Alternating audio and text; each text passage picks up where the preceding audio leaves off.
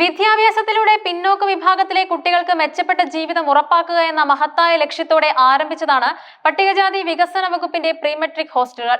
എന്നാൽ പുളിഞ്ചുവട്ടിൽ പ്രവർത്തിക്കുന്ന പെൺകുട്ടികളുടെ ഹോസ്റ്റലിൽ നിന്നും പുറത്തുവരുന്ന വാർത്തകൾ ഈ ലക്ഷ്യങ്ങളെല്ലാം കാറ്റിൽ പറത്തുന്നതും മനുഷ്യ മനസാക്ഷിയെ ഞെട്ടിക്കുന്നതുമാണ്.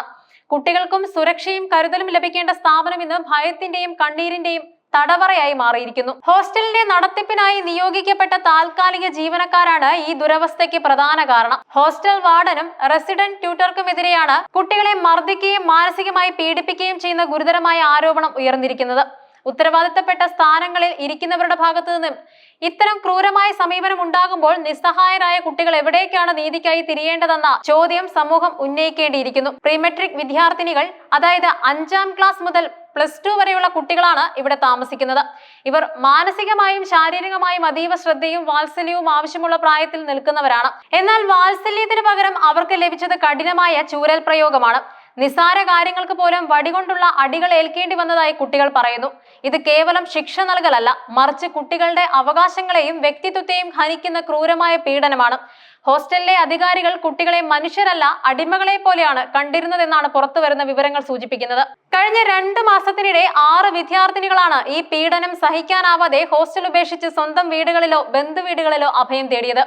ഈ പലായനം തന്നെയാണ് ഹോസ്റ്റലിൽ നടക്കുന്ന കാര്യങ്ങളുടെ ഏറ്റവും വലിയ തെളിവ്. നല്ല വിദ്യാഭ്യാസം ലഭിക്കുമെന്ന പ്രതീക്ഷയിൽ ദാരിദ്ര്യത്തിലും പരിതാപകരമായ സാഹചര്യങ്ങളിലും കഴിഞ്ഞിരുന്ന വീടുകളിലേക്ക് തന്നെ ഭയത്തോടെ അവർ തിരികെ പോയിരിക്കുന്നു. ഹോസ്റ്റൽ ഉപേക്ഷിച്ച് വീട്ടിലെത്തിയ തോട്ടകം സ്വദേശി ജയനാഥിന്റെ മകൾ അനുശ്രീയുടെ വാക്കുകളിൽ ആ ഭീതിയും വേദനയും വ്യക്തമാണ്.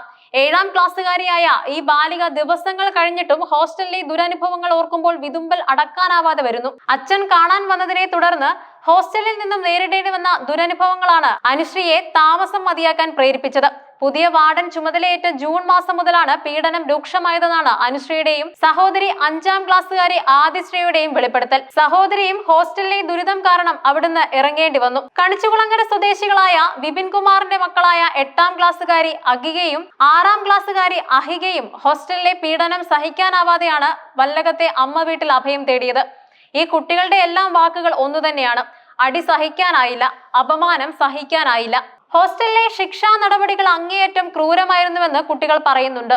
ശിക്ഷണത്തിന്റെ അതിർവരമ്പുകൾ ഭേദിച്ച് കുട്ടികളെ മാനസികമായി തളർത്തുന്നതും ശാരീരികമായി വേദനിപ്പിക്കുന്നതുമായ നടപടികളാണ് അധികൃതർ സ്വീകരിച്ചത്. പാത്രം കഴുകുമ്പോൾ വെള്ളം തറയിൽ വീണാൽ അടിയായി, ഊണുമേശയിൽ അബദ്ധത്തിൽ പഴത്തൊലി കിടന്നാൽ അടിയായി, രാവിലെ ഗേറ്റിൽ ചെന്ന് പത്രം എടുത്തുകൊണ്ട് വരാൻ വൈകിയാൽ പോലും കടുത്ത ചൂരൽ പ്രയോഗമാണ്. ഇതൊന്നും കുട്ടികൾക്ക് താങ്ങാനാവുന്ന കുറ്റങ്ങളല്ല. സാധാരണഗതിയിൽ ഒരു ഉപദേശം നൽകുകയോ ചെറിയ താക്കീത് നൽകുകയോ ചെയ്ത് തിരുത്തേണ്ട കാര്യങ്ങളാണിവ. എന്നാൽ വടികൊണ്ടുള്ള പ്രയോഗത്തിലൂടെ കുട്ടികളുടെ കയ്യിൽ പേന പോലും പിടിക്കാൻ കഴിയാത്ത അവസ്ഥ വരെ ഉണ്ടായിട്ടുണ്ട്. ഇത് കുട്ടികളുടെ പഠനത്തെയും മാനസികാരോഗ്യത്തെയും സാരമായി ബാധിച്ചിരിക്കുന്നു. മാത്രമല്ല, കുട്ടികളുടെ അടിസ്ഥാനപരമായ അവകാശങ്ങൾ പോലും ഹോസ്റ്റലിൽ നിഷേധിക്കപ്പെട്ടു. സ്കൂൾ അവധി ദിവസങ്ങളിൽ പോലും ഒരുവിധ വിനോദോപാധികളും അവർക്ക് അനുവദിച്ചിരുന്നില്ല. 4 ചുവരുകൾക്കുള്ളിൽ തടവിലാക്കപ്പെട്ട അവസ്ഥയിലായിരുന്നു പലപ്പോഴും കുട്ടികൾ. വിനോദത്തിലൂടെയും സാമൂഹിക ഇടപെടലിലൂടെയും വളരേണ്ട പ്രായത്തിൽ കടുത്ത സമ്മർദ്ദത്തിന് അടിപ്പെട്ട് ജീവിക്കേണ്ടി വന്നു. അടുത്തിടെ ഒരു +1 വിദ്യാർത്ഥിയെ രാത്രി ഹോസ്റ്റലിൽ നിന്നും ഇറക്കിവിട്ട സംഭവം പോലും ഉണ്ടായിട്ടുണ്ട് എന്നത് ഹോസ്റ്റൽ അധികൃതരുടെ മനുഷ്യത്വരഹിതമായ സമീപനത്തെയാണ് സൂചിപ്പിക്കുന്നത്. ഒരു വിദ്യാർത്ഥിയെ, അതും ഒരു പെൺകുട്ടിയെ, രാത്രിയുടെ യാമങ്ങളിൽ ഹോസ്റ്റലിൽ നിന്നും പുറത്താക്കുന്നത് എത്രമാത്രം ഗുരുതരമായ വിഷയമാണ്. പിന്നോക്ക വിഭാഗങ്ങളിൽപ്പെട്ട കുടുംബങ്ങളാണ് ഈ ഹോസ്റ്റലുകളെ പ്രധാനമായും ആശ്രയിക്കുന്നത്. വീട്ടിലെ പരിതാപകരമായ സാഹചര്യങ്ങൾ കാരണം തങ്ങളുടെ കുട്ടികൾക്ക് നല്ല വിദ്യാഭ്യാസം ലഭിക്കാനായി സങ്കടത്തോടെ അവരെ ഹോസ്റ്റലിൽ ആക്കുന്നവരാണിവർ. പഠിച്ചു നല്ല നിലയിൽ എത്തുമെന്ന സ്വപ്നമാണ് ഈ മാതാപിതാക്കൾക്ക് ഏക ആശ്വാസം. എന്നാൽ ആ സ്വപ്നങ്ങൾ തകർത്തെറിയുന്ന വാർത്തകളാണ് ഇപ്പോൾ പുറത്തു വരുന്നത്. മുൻപ് 5ാം ക്ലാസ് മുതൽ +2 വരെ 25-ലധികം കുട്ടികൾ ഹോസ്റ്റലിൽ താമസിച്ചിരുന്നു.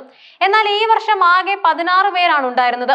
അതിൽ 6 പേർ പീഡനം കാരണം ഹോസ്റ്റൽ വിട്ടതോടെ ബാക്കിയുള്ള കുട്ടികളുടെ അവസ്ഥ കൂടുതൽ പരിതാപകരമാണ്. നിലവിൽ ഹോസ്റ്റലിലുള്ള കുട്ടികൾ ജീവനക്കാരുടെ പീഡനത്തിൽ പരാതി പറയാൻ പോലും പേടിച്ചാണ് കഴിയുന്നത്. പരാതി പറഞ്ഞാൽ വീണ്ടും പീഡനം ഏൽക്കേണ്ടി വരുമോ എന്ന ഭയം അവരുടെ മനസ്സിൽ ആഴത്തിൽ വേരൂന്നിയിരിക്കുന്നു. കുട്ടികളുടെ ഈ നിസ്സഹായ അവസ്ഥയാണ് രക്ഷിതാക്കളെ പ്രകോപിതരാക്കുന്നത്. ഈ വിഷയത്തിൽ ശക്തമായ അന്വേഷണം നടത്തി കുറ്റക്കാരായ ഹോസ്റ്റൽ വാർഡനും റെസിഡന്റ് ട്യൂട്ടർക്കുമെതിരെ നടപടി സ്വീകരിക്കണമെന്നാണ് രക്ഷകർത്താക്കളുടെ ഏക ആവശ്യം. കേവലം താക്കീത് നൽകി വിട്ടയക്കുകയല്ല, കുട്ടികളുടെ അവകാശങ്ങൾ ലംഘിച്ചതിന് നിയമപരമായ ശിക്ഷ ഉറപ്പാക്കണം. പട്ടികജാതി പട്ടികവർഗ വികസന വകുപ്പ് ഈ വിഷയത്തിൽ അടിയന്തരമായി ഇടപെടേണ്ടത് അത്യാവശ്യവുമാണ്. കുട്ടികൾക്ക് ഭയമില്ലാതെ താമസിക്കാനും പഠിക്കാനും സാധിക്കുന്ന ഒരു അന്തരീക്ഷം ഹോസ്റ്റലിൽ ഉടൻ പുനഃസ്ഥാപിക്കണം. ഹോസ്റ്റൽ പ്രവർത്തിക്കുന്ന നഗരസഭാ വാർഡിലെ കൗൺസിലർ കവിത രാജേഷ് ഈ വിഷയം പട്ടികജാതി വികസന വകുപ്പ് ജില്ലാ ഓഫീസറുടെ ശ്രദ്ധയിൽപ്പെടുത്തിയിട്ടുണ്ട്. ഈ വിഷയം അധികാരികളുടെ മുന്നിൽ എത്തിച്ചതിൽ കൗൺസിലർ അഭിനന്ദനം അർഹിക്കുന്നുണ്ട്. ഇനി ഭരണകൂടത്തിന്റെ ഭാഗത്തു നിന്നുള്ള ശക്തവും കൃത്യവുമായ ഇടപെടലിന് വേണ്ടിയാണ് കുട്ടികളും രക്ഷിതാക്കളും പൊതുസമൂഹവും കാത്തിരിക്കുന്നത്. ഒരു ക്ഷേമ സ്ഥാപനം ശിക്ഷാ കേന്ദ്രമായി മാറുമ്പോൾ അത് ഭരണകൂടത്തിന്റെ വീഴ്ചയായി കണക്കാക്കേണ്ടി വരും. കുട്ടികളുടെ ഭാവി സുരക്ഷിതമാക്കാൻ ഈ ഹോസ്റ്റലിൽ നീതിയും കരുണയും ഉറപ്പാക്കാൻ അധികാരികൾ ഇനിയെങ്കിലും ഉണരണം. ഒരു വിദ്യാർത്ഥിക്ക് പോലും ഇനി ചൂരൽ പ്രയോഗം ഏൽക്കേണ്ടി വരരുത്. അവരുടെ കണ്ണുനീരൊപ്പാൻ നല്ല നാളേക്ക് വേണ്ടി ഈ വിഷയത്തിൽ അടിയന്തരമായി മാറ്റങ്ങൾ കൊണ്ടുവരണം.